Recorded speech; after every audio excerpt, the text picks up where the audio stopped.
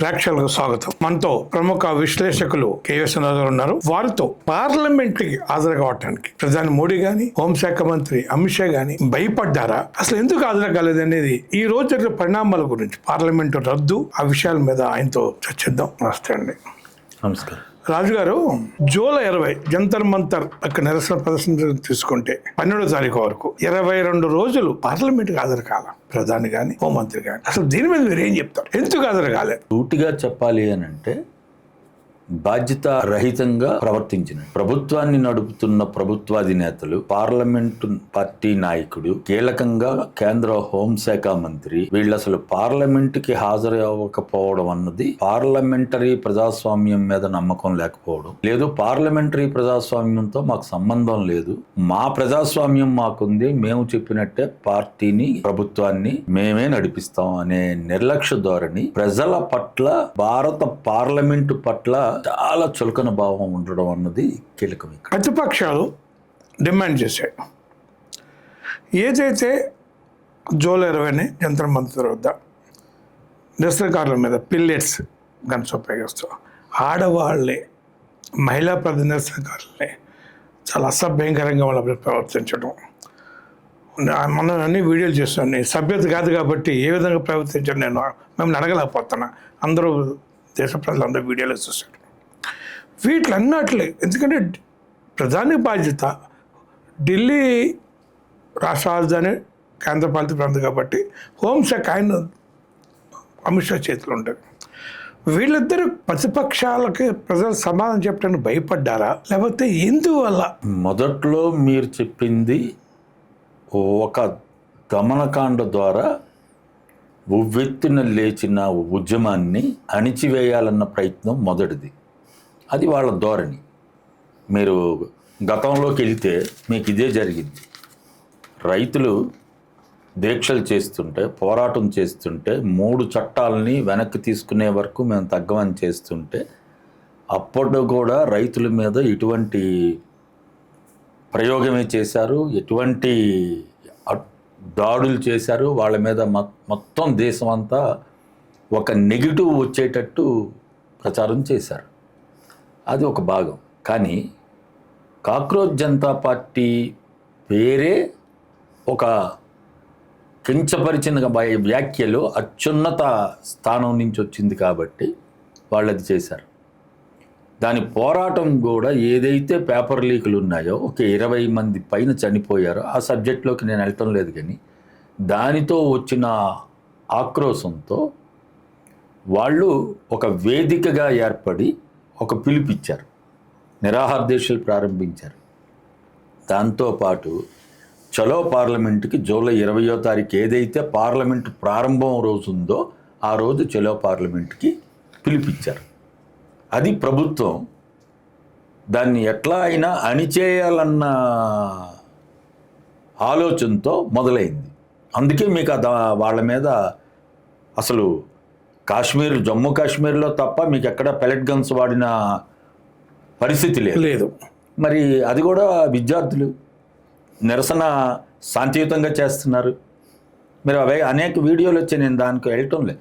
వీళ్ళు ముందు అంచనా ఏంటనంటే, వీళ్ళు విద్యార్థులు, పిల్లలు, వీళ్ళని ఏమైనా మనం చేయొచ్చు, వీళ్ళని భయపెట్టవచ్చు, భయప్రాంతులకు గురి చేస్తే వీళ్ళ ఉద్యమం నుండి వెనక్కి వెళ్ళిపోతారు, ప్రభుత్వం విజయం సాధించినట్టు ఉంటుంది అనే దుర్మార్గమైన ఆలోచన వెనకాతలు ఉంది కాబట్టి ఆ ప్రయత్నం చేశారు. ఆ ప్రయత్నం విఫలమైంది. దానికి కారణం ప్రజాస్వామ్యవాదులందరూ దేశవ్యాప్తంగా మీకు రియాక్ట్ అవ్వడం. నెక్స్ట్ అనేక రాష్ట్రాల్లో ఆ ఉద్యమం మొదలవడం. ఆ పరిణామాల నేపథ్యంలోనే మీకు లేకపోతే మోడీ గారు ప్రధానమంత్రి అయ్యి ఉండి, ఒక పెద్ద దేశానికి ప్రధానమంత్రి అయిన ఆయన అర్ధరాత్రి సెల్ఫీ వీడియోలు చేయవలసిన పరిస్థితి అంత అగత్యం ఎందుకు పట్టింది? ఒకరోజు కాదు, 2 రోజులు. అసలు ఎందుకు వాళ్ళతో మాట్లాడిన పరిస్థితి? వాళ్ళతో మాట్లాడడం ఒక భాగం. రెండోది, పార్లమెంట్కి ఎందుకు రాకూడదు? పార్లమెంట్లో మాట్లాడాలి కదా. ప్రారంభ సమావేశాలు, పార్లమెంటు ప్రారంభంలో సమావేశాలు ఆయన పార్లమెంటు ముందు మాట్లాడారు. అదే రోజు ఈ చలో పార్లమెంట్ జరిగింది. మరి జరిగినప్పుడు పార్లమెంట్లో ప్రతిపక్షాలు రైజ్ చేశాయి, సమాధానం చెప్పాలి. కాదు, దాన్ని మళ్ళీ అటు ఇటు చేసి దానికి ఒక చట్టం తీసుకొస్తున్నాం, మేమే ఉన్నాం, ఇక నుండి అసలు లీక్ అయితే వాళ్ళని ఇలా చేసిస్తాం అలా చేసిస్తాం అని చెప్పినని చట్టం తీసుకొచ్చారు. ఆ చర్చ సందర్భంలో ప్రధాని గారు ఉన్నారు అక్కడ? లేరు, లేరు, రాలేదు. హోంమంత్రి కూడా రాలేదు. అంటే ఇంక వీళ్ళకి బాధ్యత ఉందంటారా? బాధ్యత లేదు. నేను చెప్పింది అదే కదా, మొదట్లోనే నేను మీకు చెప్పింది. మొదట ప్రశ్నకే నేను చెప్పాను, బాధ్యతాయుతంగా ప్రవర్తించే ప్రభుత్వం అయితే, దాన్ని నడిపిస్తున్న పార్టీ అయితే వాళ్ళు బాధ్యతాయుతంగా ఉండాలి. బాధ్యత లేదు లేకపోవడం ఒక భాగం అయితే, మీకు ఆ ఘటనలో మీరు వరుస క్రమంలో చూస్తే మీకు 27 అది చర్చ పెట్టారు, బిల్లు పాస్ అయింది, రాజ్యసభలో పాస్ అయింది, దాని మీద చర్చ జరిగింది. చర్చ జరిగిన తర్వాత ప్రతిపక్షాలు లేవనెత్తింది ఏంటి? మీకు రాజీనామా చెయ్యాలి కేంద్ర విద్యాశాఖ మంత్రి అని చెప్పినాయని. దాని మీద చర్చ నాంచింది ప్రభుత్వం. అది కొన్ని రోజులైంది. తర్వాత లొంగక తప్పలేదు ప్రభుత్వం లొంగి విద్యాశాఖ మంత్రిని రాజీనామా చేయించారు. ఆ తర్వాత ఘటన మీరు తీయండి. అంటే ప్రభుత్వం లొంగి విద్యాశాఖ మంత్రి రాజీనామా చేయించారా, లేకపోతే ప్రధాన బాధ్యులు అంటే ప్రధానమంత్రి కానీ హోంమంత్రి కానీ తన బాధ్యతను తప్పించుకుని విద్యాశాఖ మంత్రి రాజీనామా ద్వారా ఈ సమస్య మొత్తాన్ని నిర్వీర్యం చేయడానికి ప్రయత్నం చేశారా? సమస్య నిర్వీర్యం చేయడం కాదు, అసలు మీకు వాళ్ళు రైజ్ చేసిన డిమాండ్లలో విద్యాశాఖ మంత్రి రాజీనామా చేయాలన్నదే కీలకం. తర్వాత మీకు హోంశాఖ మంత్రి సమాధానం చెప్పాలి, స్టేట్మెంట్ ఇవ్వాలి అని ఎప్పుడు వచ్చింది? మీకు చలో పార్లమెంట్ అయిన తర్వాత. కానీ చలో పార్లమెంట్ ముందే ఈ డిమాండ్ ఉంది, విద్యాశాఖ మంత్రి రాజీనామా చేయాలి, ఆ 20 పైన చనిపోయిన విద్యార్థులకి నష్టపరిహారం ఇవ్వాలి, ఒక పకడ్బందీ చట్టం తీసుకురావాలి, అవన్నీ. కానీ కీలకమైంది విద్యాశాఖ మంత్రి. తర్వాత సభకే రాని పరిస్థితి అంటే మీకు మోడీ గారు ఆయన ప్రధానమంత్రిగా 2014 ఎన్నికైనప్పటి నుంచి తీస్తే ఆయన పార్లమెంట్కి హాజరైంది, పార్లమెంట్లో మాట్లాడింది, చాలా కీలకమైన బిల్లులు ప్రవేశపెట్టినప్పుడు కూడా ప్రధానమంత్రి గారు మాట్లాడింది మీరు మనకు ఉదాహరణలు లేవా? మాట్లాడలేదు ఆయన. పార్లమెంట్ బయట మాట్లాడతారు, మన్ కీ బాత్ ఉంటుంది,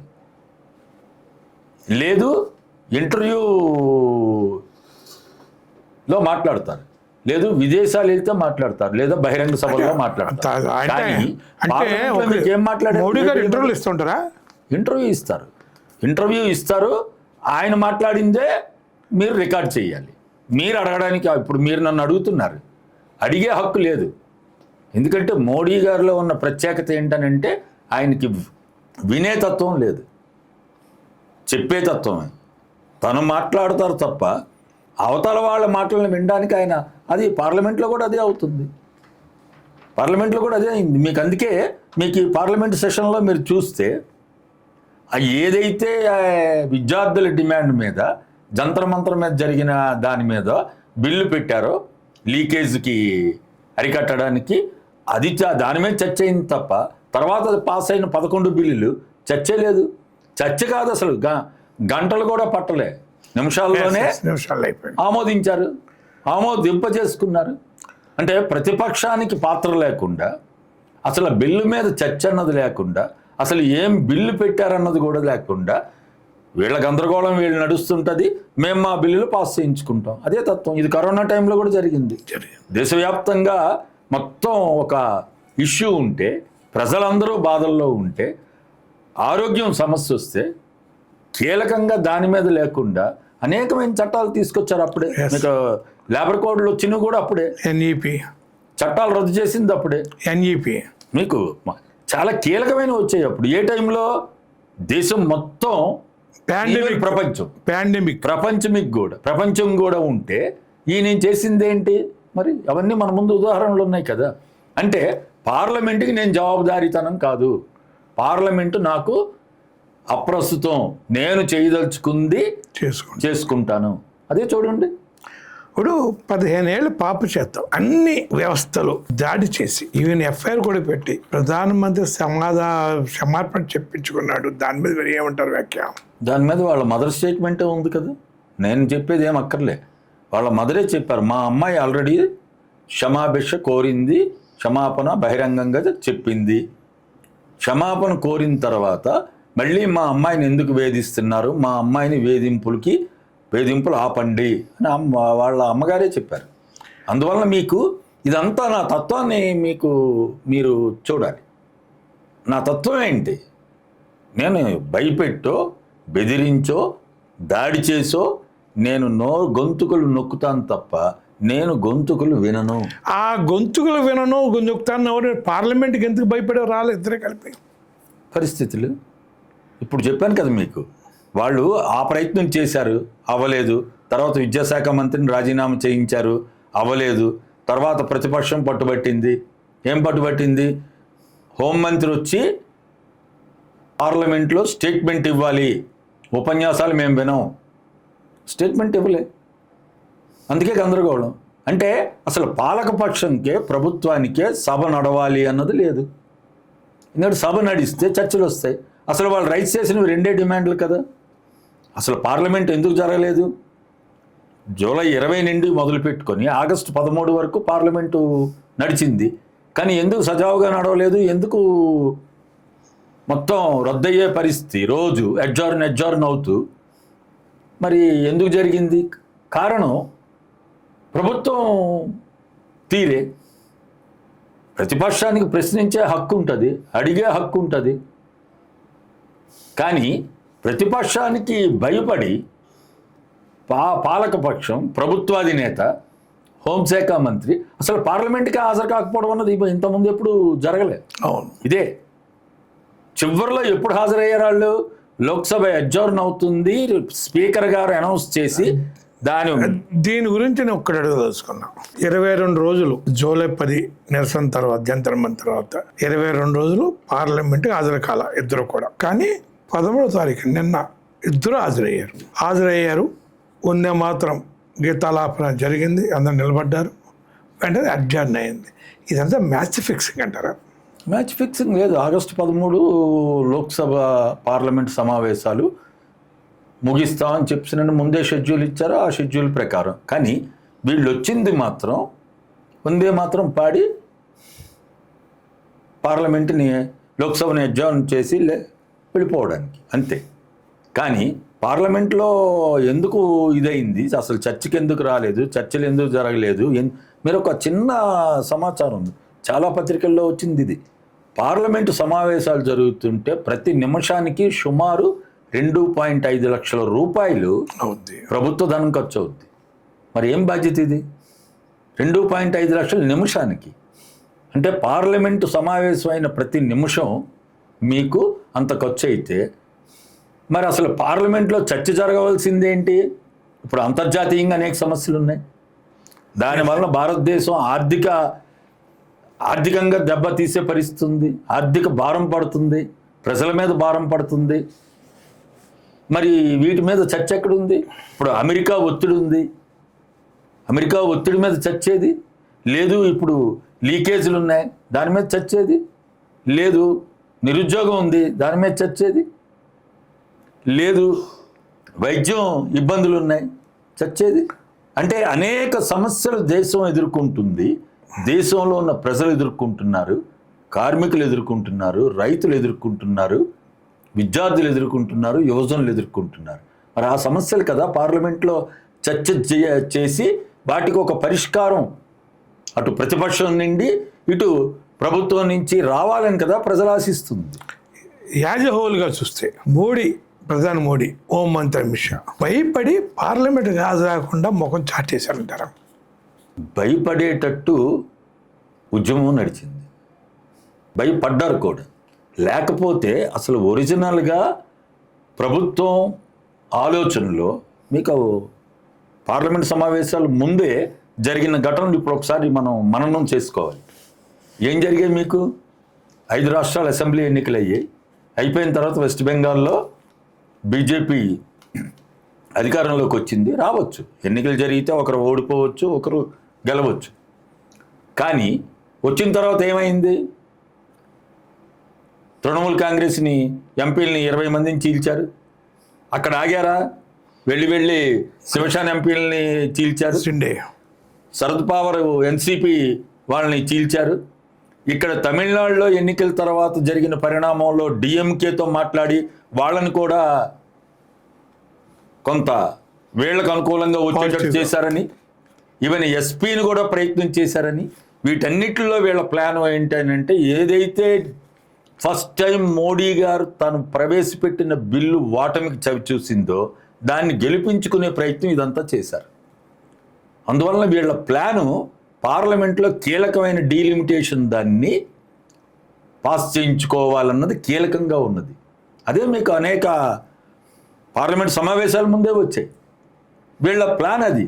అందుకే మీరు అన్నట్టు 2014 నుంచి మోడీ గారు ప్రధాని అయినప్పటి నుంచి ఆయన పార్లమెంట్లో మాట్లాడరు, పార్లమెంటు బయట మాట్లాడతారు. ఎక్కడికి వెళ్ళినా ఏం చేసినా అల్టిమేట్గా వాళ్ళ గోల్ ఏంటి అని అంటే, బీజేపీది కానీ ప్రభుత్వాన్ని మేము కంటిన్యూ అధికారంలో ఉంచాలి, ప్రతిపక్ష పార్టీలు లేకుండా చెయ్యాలి, ప్రతిపక్ష పార్టీల్ని నిర్వీర్యం చెయ్యాలి, ప్రతిపక్ష పార్టీలు అధికారంలో ఉన్న దగ్గర వాళ్ళ మధ్య చీలికలు తీసుకొచ్చి అక్కడ బీజేపీ లాభపడేటట్టు చెయ్యాలన్నది మీకు జరుగుతుంది. అందులో భాగమే మీకు. కానీ ఈసారి వాళ్ళ ప్లాను బెడ్స్ కొట్టింది. పార్లమెంట్లో దెబ్బతిన్నారు. విద్యార్థి ఉద్యమం ఏదైతే ఉవ్వెత్తున లేచిందో ఆ ఉద్యమం మీకు వీళ్ళకి మంచి గుణపాఠం నేర్పింది అన్నది నేను భావిస్తాను. ఈ మొత్తం ఎపిసోడ్లో కాక్రోచ్ జనతా పార్టీ పాత్ర దగ్గర మీరు వ్యాఖ్యానిస్తారు. అదే వాళ్ళకి అంత అసంతృప్తి వాళ్ళలో వచ్చిందన్నది. అది ఒకరోజు వచ్చింది కాదు. ఇదేదో నీటు పరీక్ష 2026లో లీక్ అవ్వలే, 2024లో కూడా అయింది. అంతకుముందు అనేక పేపర్లు లీక్ అయ్యాయి. ఇవన్నీ అసంతృప్తి. ఈ అసంతృప్తి అంతా వాళ్ళది ఒక రూపం ఇచ్చి దాంతో ధైర్యంగా, అది కూడా పిల్లలు వాలంటరీగా, ఒక ఆర్గనైజేషన్ లేకుండా, ఒక సోషల్ మీడియా నెట్వర్క్ ద్వారా మీకు వచ్చిన పరిస్థితి అది గుణపాఠం తీసుకోవాలి ప్రభుత్వం. ఎందుకు తీసుకోవాలి అని అంటే, వాళ్ళలో వచ్చిన అసంతృప్తి ఆవేశంగా ఎందుకు మారింది, దానికి కారణం ఏంటి, ఆ కారణాలని వీళ్ళు పరిష్కరించేటట్టు లేకుండా వాటిని అణిచే ప్రయత్నం చేశారు. అది ఇంకా ఇబ్బంది అయింది. కాబట్టి అల్టిమేట్గా ఆ ఉద్యమమే మీకు ఇప్పుడు వీళ్ళకి ఈ పార్లమెంట్ సెషన్లో ప్రభుత్వానికి బీజేపీకి మంచి గుణపాఠం నేర్పింది. ఇప్పుడు యాజ్ ఎ హోల్ 2020 నుంచి 2013 వరకు మొత్తం పరిణామాలు చూస్తే మోడీ షాలు టోటల్గా వైఫల్యం చెందారు అని భావించవచ్చా? మీరు ఏమంటారు? వైఫల్యం చెందారు అని అనడానికి లేదు, కానీ గుణపాఠం నేర్పారన్నది కరెక్ట్. అంటే ప్రజల్లో అసంతృప్తి వస్తే, ప్రజల్లో అసంతృప్తిని కానీ మనం పరిష్కరించకపోతే ఖచ్చితంగా ఇటువంటివి ఉద్యమాలుగా మారుతాయి. ఉద్యమాలుగా మారిన తర్వాత ప్రభుత్వాలకి గుణపాఠం నేర్పే పరిస్థితికి ఖచ్చితంగా వస్తాయి అన్నది మాత్రం దీని నుండి తీసుకోవచ్చు. భవిష్యత్ ఎలా ఉందని అనుకుంటారు? ఈ కాక్రోచ్ సిజేపీ పోరాటం, అలాగే దానికి మద్దతుగా దేశవ్యాప్తంగా ప్రజలు, యువత, విద్యా సంఘాలు చేసిన పోరాటాలు భవిష్యత్తులో ఏ రూపం తీసుకోవచ్చు అనుకుంటున్నారు? ఏ రూపం లేదు. ఇప్పుడు నాకు అసంతృప్తి ఉంది. నా అసంతృప్తిని నా సమస్య ఉంది, నా సమస్య పరిష్కారానికి పోరాడే ధైర్యాన్ని మాత్రం ఇచ్చింది. పోరాటాలు మాత్రం ఖచ్చితంగా ప్రభుత్వం కానీ దీని నుండి గుణపాఠం తీసుకొని పరిష్కారాల కోసం పని చేయకపోతే ఖచ్చితంగా పోరాటాలు అన్ని సెక్షన్స్లో వస్తాయి. అంటే మరి ఈ గతంలో అసంతృప్తిని కానీ ప్రతిపక్షాలు కానీ లేదా వేరే ప్రజా సమూహాలు లేకపోతే సంఘాలు కానీ వ్యతిరేకంగా వచ్చినప్పుడు ఈడీలు లేకపోతే సిబిఐలు ఐటీలు రంగంలోకి వచ్చి నానా గందరగోళం చేసేవి. ఇప్పుడు ఆ పరిస్థితి ఎందుకు లేదంటారు? లేదని ఎవరన్నారు? ఉంది. కానీ ఎవరి మీద పెట్టాలి? ఆల్రెడీ అభిజిత్ దీప్కే మీద వచ్చింది. ఆయనకి చదవడానికి బోస్టన్లో చదవడానికి డబ్బులు ఎక్కడ వచ్చాయి, ఎలా వచ్చాయి వాళ్ళ పేరెంట్స్కి, అసలు ఆయన సర్టిఫికేట్ ఏంటి, ఇవన్నీ అవన్నీ ఆ దాడి ఉంది, పోయిందని ఏం చెప్పక్కర్లేదు. ఆ తర్వాత కూడా దాడులు కొనసాగుతున్నాయి. కానీ దాడులు వేరు, వచ్చిన అసంతృప్తి ఉద్యమంగా మారడం వేరు. ఈ నిర్బంధాన్ని ఇప్పుడు బీజేపీ గతంలో చేసిన వివిధ ఉద్యమాలు చేసిన నిర్బంధాన్ని భవిష్యత్తులో జరిగే, అంటే బీజేపీ తన నిర్బంధాన్ని మనస్తత్వం ఎప్పుడు వదులుకోదు. భవిష్యత్తులో ఈ ఉద్యమాలు, యువత ఈ నిర్బంధం తట్టుకుని నిలబడగలదంటారా? నిలబడింది కదా, భవిష్యత్తులో నిలబడగలదా? నిలబడుతుంది, ఖచ్చితంగా నిలబడుతుంది. నిలబడ్డమే కాదు, ఇప్పుడు ఈ ఉద్యమం మిగతా అసంతృప్తివాదులందరికీ ఒక ఉత్సాహాన్ని కూడా ఇస్తుంది. ఆఖరి ప్రశ్న, భవిష్యత్తు పోరాటాలు ఈ దేశంలో భవిష్యత్తులో ప్రభుత్వ వ్యతిరేక పోరాటాలు ఏ విధంగా ఉంటాయని మీరు అనుకుంటున్నారు ఈ సిజేపీ నేపథ్యం? సిజేపీ నేపథ్యం అని కాదు, మీరు స్వాతంత్రోద్యమం నుండి తీసుకుంటే, లేదు ప్రపంచ పరిణామాలు తీసుకున్నా, మీకు ప్రభుత్వాలు అణిచివేతలకు పాల్పడితే, సమస్యలకి పరిష్కారం చూపకపోతే ఖచ్చితంగా పోరాటాలు వస్తాయి, పోరాటాలు విజయవంతం అవుతాయి, ప్రభుత్వాలని మార్చిన పరిస్థితి కూడా ఉంది. అది ప్రపంచ అనుభవం. అది ఇప్పుడు ఇది ప్రభుత్వాన్నే అయితే ప్రభుత్వం గుణపాఠం తీసుకొని మారాలి, లేకపోతే ప్రభుత్వాన్నే మార్చే పరిస్థితులు ఖచ్చితంగా భవిష్యత్తులో వస్తాయి. మా రాజుగారు ప్రభుత్వం గుణపాఠాలు తీసుకొని మారకపోతే ప్రభుత్వాలే మార్చే పరిస్థితి ఉందని చెప్పి ఆయన చెప్పారు. వారికి మీ అందరి తరఫున ధన్యవాదాలు తెలియజేస్తాం.